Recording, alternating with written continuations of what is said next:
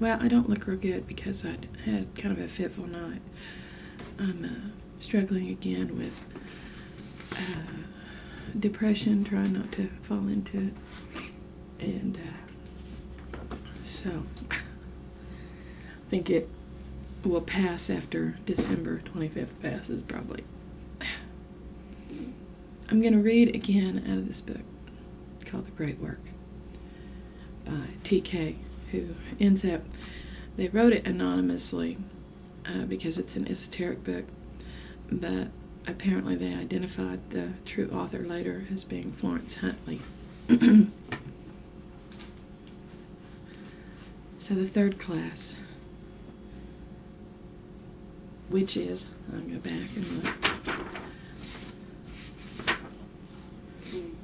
The third class is some things we believe, but we do not know them, nor do we even assume to know them.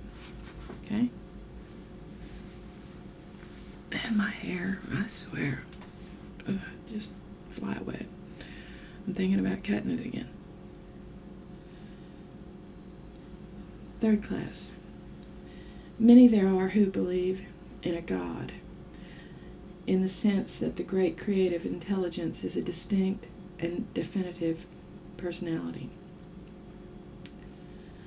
But there are also many others who believe just as firmly that the great creative intelligence is not a God, in the sense of a definite personality. It would seem, however, that among all these there are few, if any, who could truthfully assert that the subject is one which falls within the limits of their personal knowledge. Some men believe there is not only a personal God who created the universe, but that he is a triune being, composed of three persons in one, namely Father, Son, and Holy Ghost. Others believe he is but one person. They hold that he is one and indivisible. There are others still who believe that the creative intelligence is but an all-pervading essence of power, wholly without the element of personality.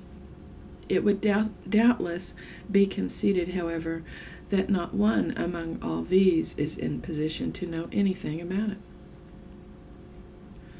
Some there are who believe in the doctrine of literal transubstantiation, in accordance with which the bread and wine used in the sacramental service of the Lord's Supper are said to be transmuted into the body and blood of Christ. Others believe with equal sincerity that such a doctrine is not only false, but utterly absurd and too ridiculous for a moment's serious consideration.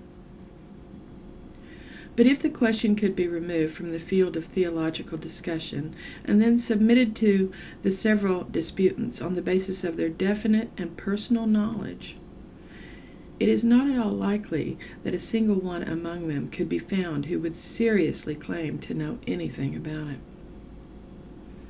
There are also those who believe in the absolute, inherent immortality of all humankind. Others believe in conditional immortality, only as a reward of individual effort. And there are others who believe with equal earnestness that immortality is only a pleasant dream, a comforting delusion, a fascinating fiction, and that physical death means total extinction.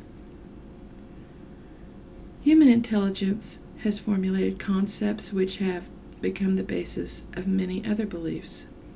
All such beliefs, however, may be distinguished without difficulty from definite personal knowledge or even assumed knowledge, and as these are classified and defined above. We neither... Oh, and that's it. Now we're on to the fourth class. And there's a reason why I'm reading this part of this book. And that is because for many, many years on the internet, I spent my time in apologetics. And I don't argue belief anymore with people. mainly because the arguments have fallen below the level of being able to truly have an intelligent discussion or debate about it. Instead, religion on the internet, for the most part, and especially in a place like YouTube, has become just a place where you become fodder for people who have nothing better to do with their time than to send hateful remarks. Religion on the internet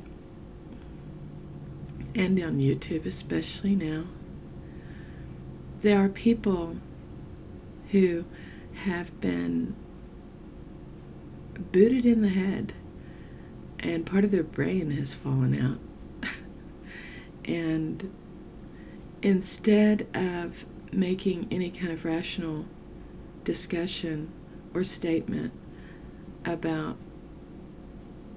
their belief, they strike out.